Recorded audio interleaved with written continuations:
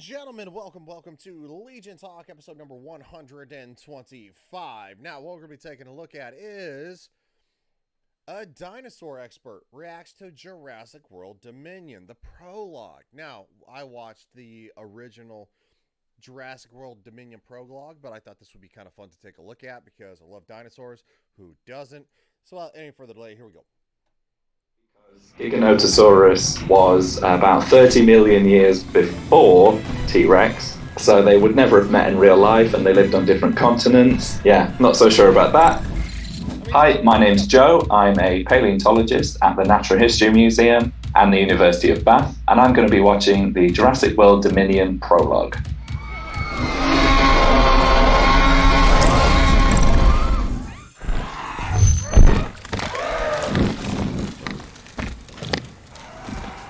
So this... I do apologize. My allergies have been acting up, so I'm a little stuffy. Nothing to be concerned about. My allergies ironically act up around this time of year in Florida, so that's just nothing new. It's all like sinus related. It's not like I have anything else going on. So if you hear me sniffling or kind of rubbing my nose, that's what it is. To me, looks like a very large type of pterosaur called an ashdarchid, and this one in particular is probably what they're going for is a Quetzalcoatlus, which is the largest of the ashdarchids that we know of, and its behaviour looks really good to me. It's coming swooping in, so gliding, less than it would be flapping, and in the background the others are kind of walking on all four limbs despite having these membrane wings that they've got, and we know that Quetzalcoatlus, it's a long name. Quetzalcoatlus is that's what he said, right? Anyway, it's a long name. Is a very, very, very large pterosaur. I do want to skip forward a little bit because we obviously want to see the big kind of fight. So we'll take a look at Nasutosaurus. Nasutoceratops. got a broken horn.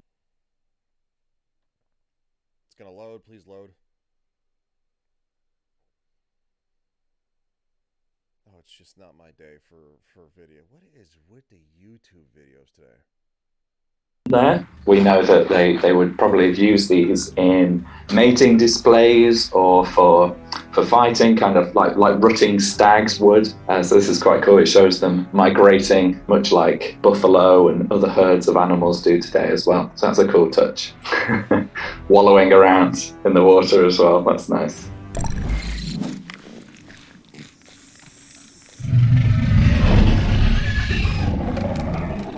So that looked to me like Moros intrepidus, which is one of the newest dinosaurs that we've named. It's a really, really small little theropod, meat-eating dinosaur, and it was good to see that they've given it a full coating of feathers once again. It's probably the size of a house cat, so don't think it's too far, out of reach. It's like, as a human being, you're like, hey, little buddy. You're like, yeah, I wouldn't want to pet it. As most of these dinosaurs would have, cleaning the teeth of this larger animal, which we're about to see. Why not? A lot of smaller animals do that. We can see that with crocodiles today. Some species of bird will go and pick the bits of meat out of the teeth of the crocodiles. So perfectly reasonable as far as I'm concerned. We probably find on average, and this has been an average of about the same amount for the last 20 or so years, one dinosaur a week on average. So this is maybe a bit misleading. So it's not always a new one that's been dug up. It can be stuff that's already in a museum that's been named. Maybe things have been blipped that were usually one species and they've been pulled apart. On average, a new dinosaur is named once a week, every year for the last 20, 30 years, since the 90s. It's always a nice event for paleontologists, because we like to know the true amount of dinosaurs that existed if we can.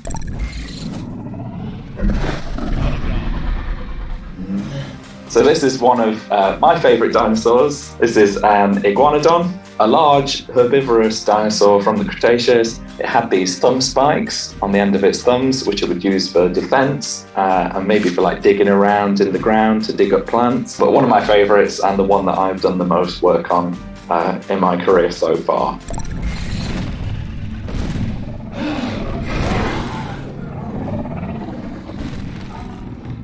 It looked to me like there's a Giganotosaurus, which is one of the largest predator theropod dinosaurs that we know about. I can see where this is going. It looks like it's going to have a fight with here a T-Rex. This is a bit odd because Giganotosaurus was about 30 million years before T-Rex, so they would never have met in real life, and they lived on different continents. Yeah, not so sure about that. Interestingly, they've given the T-Rex some sort of fluffy, feathery coating, which is brilliant.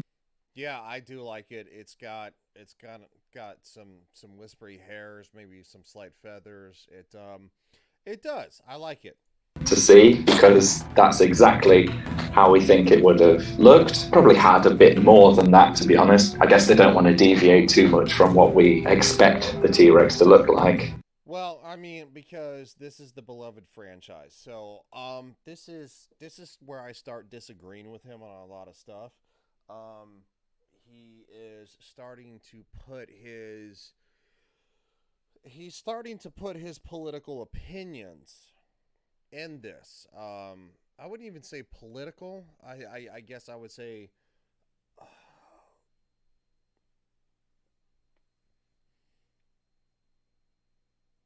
how would I describe it?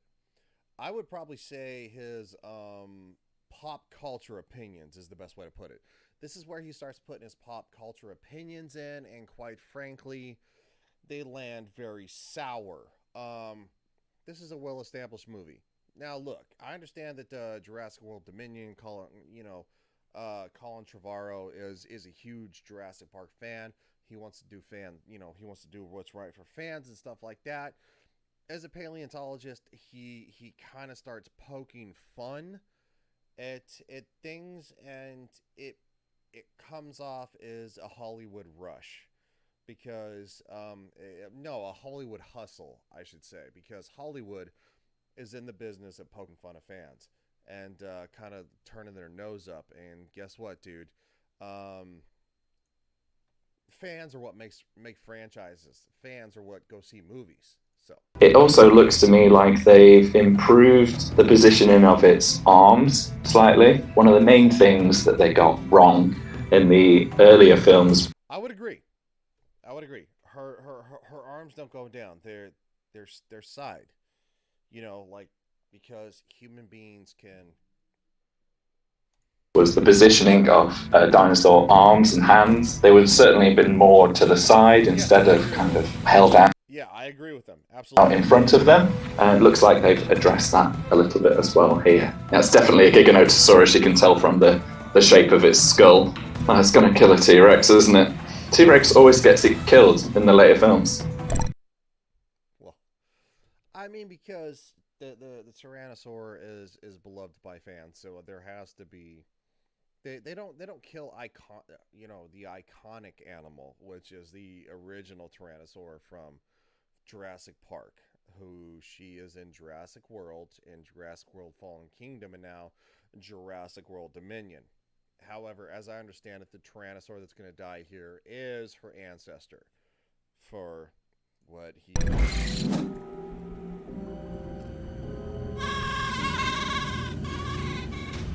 So I'm guessing that is the mosquito that bites the T-Rex that then leads to the Jurassic Park T-Rex, Rexy, I think they call it.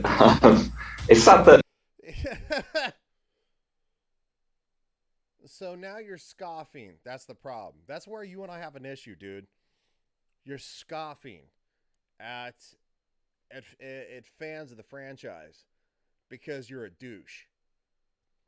Well, I mean, because you live in Britain, so you probably have a small Peter. Yeah, that's what fans call it, Rexy, I guess. Like, going, okay. Like, what the fuck is your deal? This is where you and I have a real problem, because you start scoffing at fans who, quite frankly, give you a job. Yes, they give you a job. You're a paleontologist, but guess what? You're not just a paleontologist anymore, puss bitch. You're on IGN commenting on the movie. So now you're an entertainment critic. So now I get to critique and shove my foot up your ass and break it off in there. Loser. Bites the T-Rex that then leaves. I would love to debate this guy. I'd be like going, yeah, you're wrong. You're wrong. And it's like, oh, you're gonna debate an expert? Yeah, I could probably actually debate this guy because he's full of himself. He's like in love with his own like image. To the Jurassic Park T-Rex. Like, look at him. He's being an ass for a reason. Why would you bring somebody? Get Jack Horner to do it. Jack Horner, world-renowned paleontologist, who advises on all the Jurassic Park and Jurassic World movies. Jack Horner. I've talked to him on Twitter. I've had interactions with him on Twitter. Real conversations about dinosaurs. But yet, you bring this smug little puss-looking bitch who looks like he has pronouns in his bio because, you know what? He's fucking a loser. Rexy, I think they... Rexy, I think they call it. It's sad that the T-Rex got killed so easily. He got killed in Jurassic Park 3 by the Spinosaurus, and he got killed in this prologue by the Gig... Yeah, the Jurassic Park 3 Tyrannosaurus was a subadult, if you would have, listened to the lore, but... God, you're such a pretentious douche. No wonder the United States climbed up and punched you British fuck losers in the fucking jaw. Giganotosaurus as well. I mean, by God, 10 crumpets. They can't catch a break. Like I said, they would never have met in real life anyway, so it's kind of artistic license. Yes, so now he gets back to the point after taking pot shots at fans. It's perhaps hinting that mosquito is the one that they found and brought the T-Rex back with. In reality, these mosquitoes are going to go from one animal to the next and have a little drink from each one. So if we... Yes, that's definitely very true. However, if it landed on a tree and got stuck in the sap, which is probably a 1, and I would probably say 500,000th of probability. Gene sequencing is a real thing, dude. If we did find one that did have blood in, it would be a mix anyway, and without knowing kind of the genetic code of the animal, we wouldn't be able to know which one it was. I know we wouldn't. From. So it would be like this. But we still have geneticists that can, as the movie said, can pull apart the genome and look at the gene sequence caps. Soup of blood, and it probably wouldn't be that helpful. I mean, the blood inside a mosquito isn't going to survive. Yes, well, if anybody's been bit by a mosquito and it's didn't realize it, and it had sat on their arm, and all of a sudden you realize and you smack that thing, there's a lot of blood that comes out of that mosquito, dude. There's a lot of blood that comes out of that mosquito. I mean, if that mosquito were to die and be preserved somewhere after biting me, they would be able to replicate me because the splat on my arm would honestly be bigger, would honestly probably be about the size of the tip of my finger right here. I know. 65 million years, sadly. So,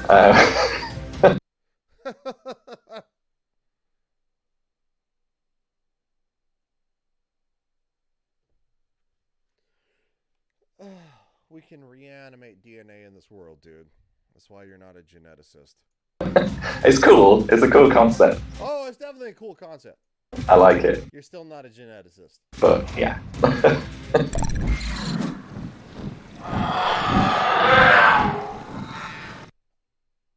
that's my only those are my biggest issues with him. You know, he kind of talks out his butt, but Giganotosaurus, he brings it back in.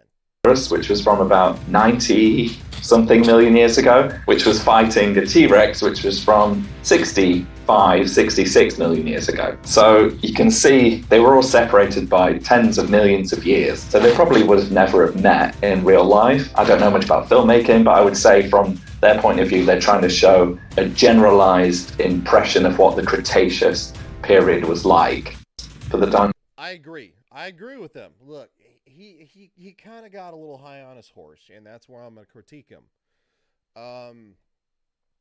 Because you've gone from a paleontologist who doesn't have all the facts of, you know,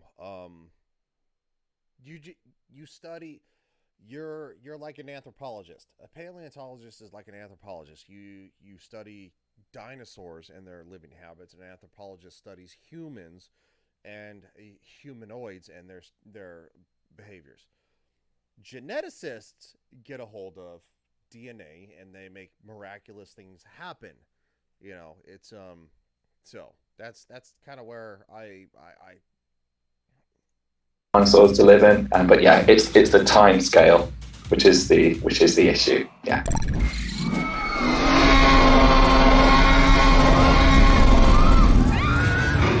Oh, back to present times. Presumably that's the same T-Rex that was let loose at the end of the second Jurassic World.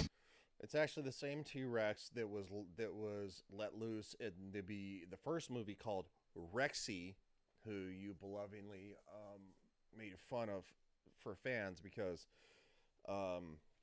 you know, she was nicknamed Rexy as you know, derogatory in the book, but fans belovingly took that up, and so she's the original Jurassic Park Tyrannosaur. She's the Tyrannosaur that was recaptured for Jurassic World, and she was the Tyrannosaur that was, you know, released at the end of Jurassic World Fallen Kingdom. She's the franchise animal. Film. This is why IGN is trash. You didn't do your research. You brought on some guy who, quite frankly, is knowledgeable. However, he scoffs at the lore of the movie and fans because he's like, because they call her Rexy. This is why IGN is a hack site. You're hacks, you're gaming frauds, you're movie frauds, you're losers, and quite frankly, nobody likes to listen to you. And now I'm doing a video because I'm laughing at you because you're losers.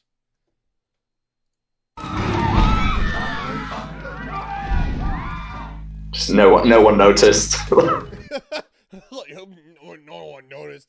It's not like it's a movie. Yeah, this is a.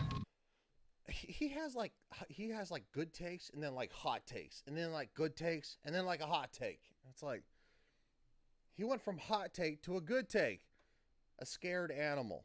A scared animal who doesn't know where it is or what's going on. You can't really blame it. You'll notice that this version of that T-Rex doesn't have a coating of feathery fluff over its body. So either that's something that they might explain in the film, and we'll have to wait and see. Originally,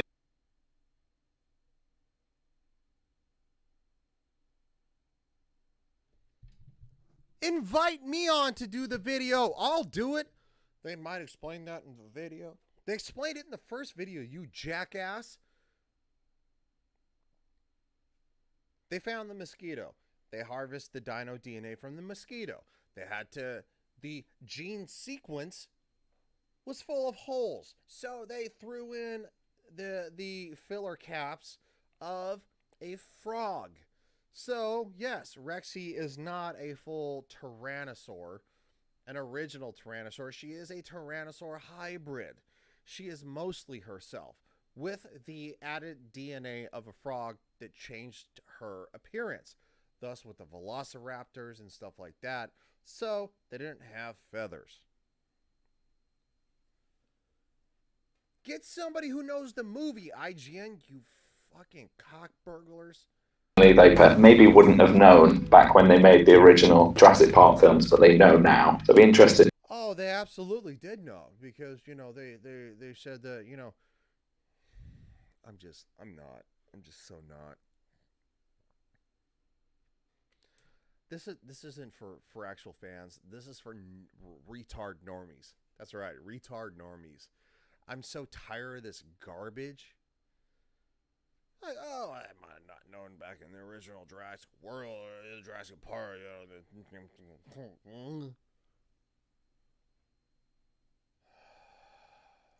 And see how they balance that, the joining sort of part of skin between the upper and lower jaw. Yeah, so some dinosaurs had cheeks and some didn't. There's also a debate over whether they had jaw. Yeah, so some dinosaurs had, they maybe wouldn't have known back when they made the original Jurassic Park films, but they know now. So it'll be interesting to see how they balance that, the joining sort of part of skin between the upper and lower jaw. Yeah, so some dinosaurs had cheeks.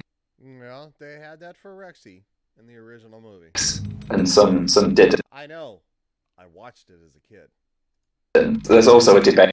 I'm probably actually older than this guy, and quite frankly, I'm smarter than he is. That's right. I'm smarter than Cock Burglar McGee, who probably sucks a lot of dick on the weekend. Over whether they had lips as well. So a lot Oh wow, he's like flipping everybody off. Of those soft, he's not flipping everybody off. body parts, unfortunately, we'll never know. I would say what we base that on is modern animals today. Crocodiles, for example, have this bit of fleshy material in between the upper and lower jaw, and it just joins them together. They don't have true cheeks like we would have covering. Their teeth are exposed. Crocodiles and alligators also don't have lips. There's a big debate in paleontology over whether dinosaurs have lips or not. There is no big debate. Dinosaurs didn't have lips. They didn't have lips. It's not like dinosaurs. Well, I mean, I'm actually not knocking him on this one. Dinosaurs don't have lips. Also, the Tyrannosaur. And I've talked to Jack Horner about this on Twitter. The Tyrannosaur is not just a scavenger. There is paleontological evidence that the Tyrannosaur did scavenge, but there is not full-blown proof that the Tyrannosaur was a scavenger. Every predator on this planet is an opportunistic scavenger. It was a theory. I have loved talking to Jack Horner. You know what? Now that we've seen the new release of this trailer, I might reach out to Jack Horner and talk dinosaurs more in our NDMs.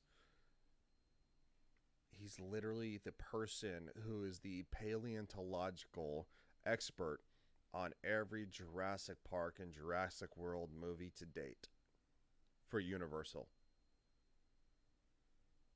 Hope you guys enjoyed this video. And quite frankly, sir,